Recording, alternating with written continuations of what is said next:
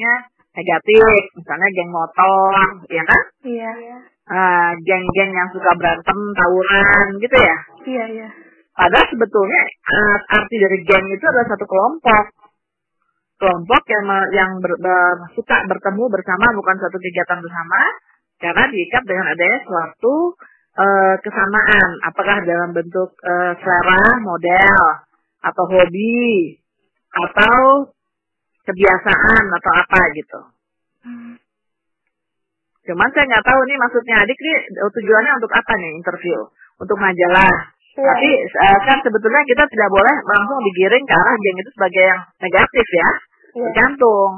Sebetulnya kalau arti, saya ulang lagi ya, arti sebenarnya pemahaman dari geng itu kan ada satu kelompok yang berkumpul bersama didasari atas kesamaan yang mengikat. Kesamaannya, saya ulangi lagi, bisa dalam pengertian perilaku, hobi, kesukaan, dan lain-lain. Nah, tetapi belakangan ini dikatakan geng itu adalah sifatnya sesuatu yang negatif, misalnya geng motor besar, geng motor, atau geng apa yang suka tawuran gitu kan? Iya itu. Ya. Nah, sekarang pertanyaan lanjutannya apa? Terus bagaimana menurut Ibu tentang pergaulan remaja saat ini dan perbedaannya pada di masa Ibu waktu dulu? Oke. Setiap zaman pasti ada plus minusnya, ya? Iya. Kalau di zaman saya itu mungkin karena sarana informasi itu belum begitu seperti sekarang. Handphone belum ada, televisi masih hitam putih dan terbatas. Hiburan-hiburan juga terbatas. Jadi segala sesuatunya masih terbatas. Karena dengan adanya informasi yang begitu tentu membawa dampak positif maupun negatif. Bagaimana kita harus bisa mengendalikannya.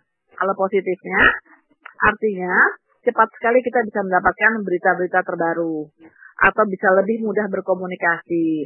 Atau kita bisa bergerak kemana-mana tanpa harus berpindah dari tempat kita duduk dengan cara media online ya. Iya. Nah, tetapi tentu ada dampak negatifnya. Jadi orang lebih cenderung jarang bersosialisasi, ya kan? Lalu informasi-informasi yang negatif juga gampang sekali masuk kadang-kadang tanpa tersaring, sehingga mempengaruhi juga perilaku kita, gitu. Nah, jadi semua itu memang tentu harus dijaga supaya yang positif-positif saja yang diambil gitu. Iya. Terus gini ya Bu ya, yang pada saat ini itu kebanyakannya berbau dengan negatif. Dan bagaimana menurut Berbau dengan apa? Berbau dengan hal-hal yang negatif. Ya. Kekerasan. Terus bagaimana menurut Ibu tentang mulai banyaknya pembentukan geng yang negatif itu di kalangan sekolah? Kekerasan itu ya tentunya harus dimulai juga dengan perilaku di dalam keluarga, orang tua maupun guru. Kalau orang tua memberikan kasih sayang kepada anaknya, bisa berkomunikasi dengan baik, tentu kekerasan bisa diminimalisir, ya. Karena kadang-kadang seorang anak mendapat tekanan yang terlalu besar harus berprestasi. Kadang-kadang dia harus menjadi ranking, menjadi yang terbaik. Atau dia juga ingin mempunyai barang-barang seperti yang dimiliki temannya. Itu menjadi suatu tekanan.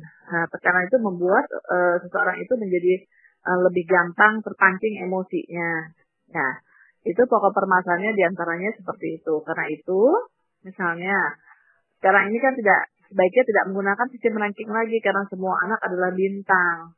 Karena semua anak itu adalah pandai sesuai dengan kompetensinya masing-masing. Ada 8 kecerdasan jamak. Kalau dulu kan standar IQ itu hanya yang jago di matematik maupun bahasa ya.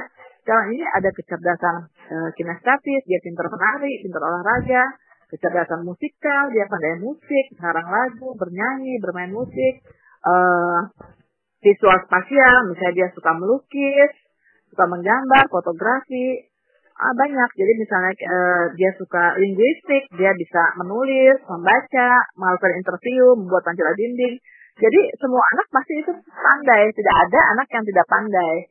Jadi anak menjadi lebih bahagia gitu. Tidak lagi merasa tersisihkan. Andai kata ada ranking 1 sampai 10, artinya kalau di dalam kelas ada 20 orang, yang di luar dari 10 itu menjadi tidak pandai, ya kan? Iya. Nah, sekarang tidak boleh lagi seperti itu. Lalu juga tekanan-tekanan kekayaan materi yang dimiliki oleh orang lain atau apa yang ditayangkan di televisi itu juga harus disadari bahwa itu bukanlah sesuatu yang perlu dibanggakan, karena setiap orang punya kebanggaan masing-masing. Iya. Terus menurut Ibu bagaimana dampaknya jika geng yang berbau negatif itu marak dan terus-menerus ada di kalangan sekolah? Nah, itu tentunya kepala sekolah maupun guru harus bisa menjadi teman dari muridnya. Dia harus bisa mencari sebab-sebab akar daripada timbulnya geng yang negatif, ya. Iya. Tapi kalau misalnya geng itu geng yang bagus, berkarya, membuat karya-karya yang bagus, kenapa enggak? Ya kan? Iya. Tapi kalau geng yang negatif misalnya ada geng yang perilakunya bisa merugikan diri sendiri maupun orang lain. Nah, itu negatif. Nah, itu dicari kenapa akar permasalahannya. Jadi guru harus menjadi teman daripada murid-muridnya sendiri. Iya. Sehingga bisa membantu mengatasinya. Halo? Kemudian, menurut Ibu bagaimana mengubah geng yang kebanyakannya itu berbau dengan negatif atau kekerasan menjadi sebuah geng yang berbau dengan hal-hal yang positif. Namun, di antara anggotanya itu banyak yang tidak mau mengubah perilakunya dia.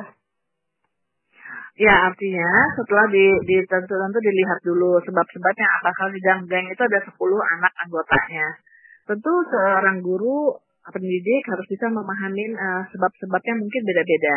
Ada anak yang ikut di geng itu karena misalnya dia kesepian di rumahnya, dia tidak mendapatkan kasih sayang dari orang tuanya, dia ikut geng.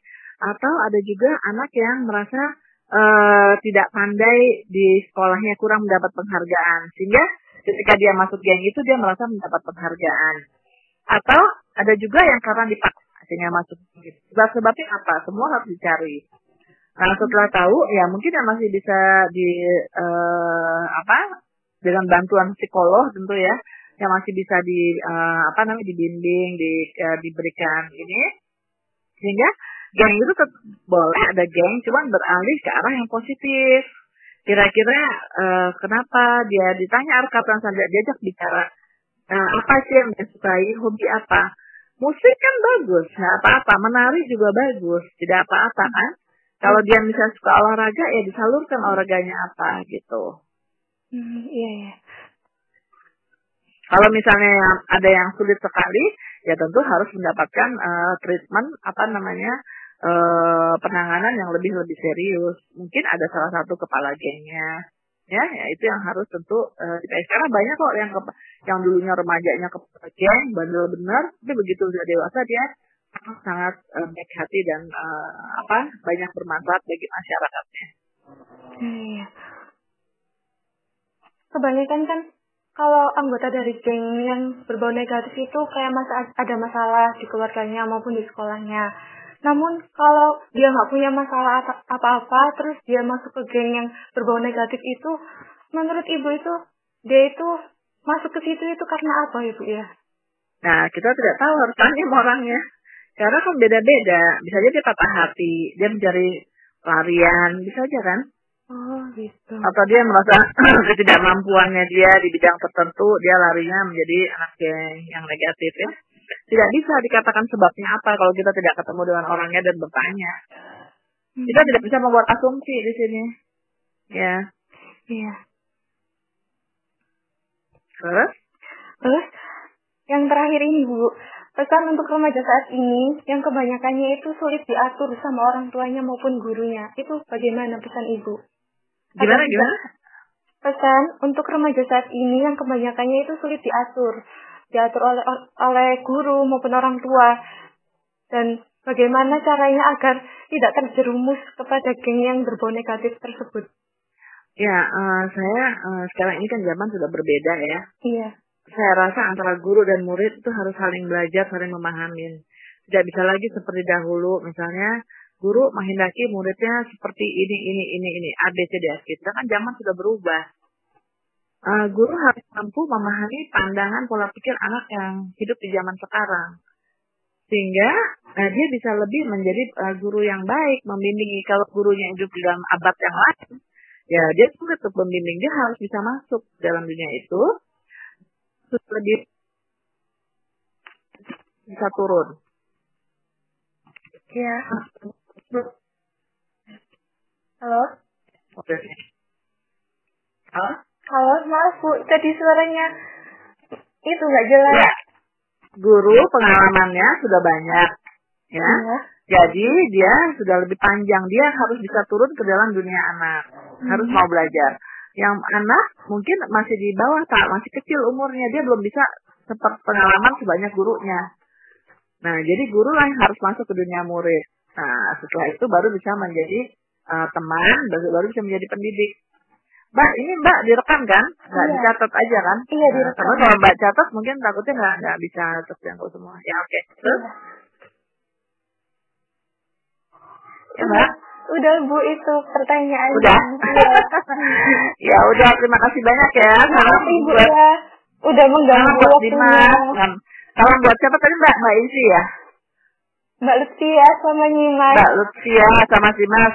Pak Faizi salam ya semuanya ya. Maaf ya Ibu, udah mengganggu waktunya. Enggak kok, dengan senang hati. Semoga sukses ya dalam karya-karyanya, jadi anak yang berhasil. Semoga kamu bisa menjadi apa yang kamu inginkan dan berbahagia dalam pekerjaan kamu ya. Amin. Oke? Iya. Makasih Bu. Assalamualaikum. Waalaikumsalam.